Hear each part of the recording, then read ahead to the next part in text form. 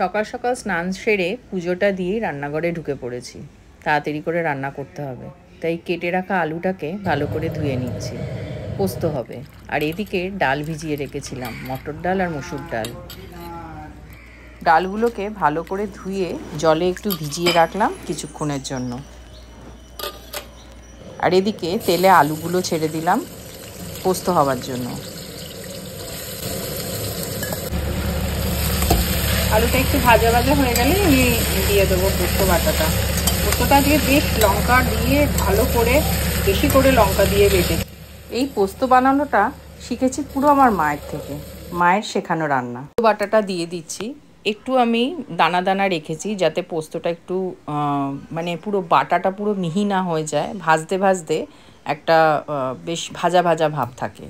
আর তার সাথে লবণ, একটু কাশ্মীরি লঙ্কা দিয়ে দিলাম রং হওয়ার জন্য। একটু নাড়াচাড়া করে জল দিয়ে চাপা দিয়ে দিলাম, আর এটা একটুখানি সময় দিলাম, বেশিক্ষণ না, অল্প একটু সময়তেই হয়ে যায়, কেন ভাজতে ভাজতেই আলু সেদ্ধ হয়ে যায়। আর পোস্তটার মেন আকর্ষণ হচ্ছে পোস্তর এই চাঁচিটা, যেটা এই কড়ার মধ্যে লেগে থাকে, সেটা ঘষে ঘষে তুলতে আর এটা খেতেই বেশি মানে স্বাদ লাগে।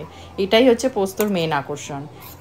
গরম ভাতের সাথে ঘি, তার সাথে বড়া ভাজা আর এই ভাজা ভাজা পোস্ত, আর সাথে করলাম ডিমের কষা। এইভাবেই আজকের দুপুরের লাঞ্চটা আমরা কমপ্লিট করলাম। তাহলে এখনকার জন্য রাখি, টাটা।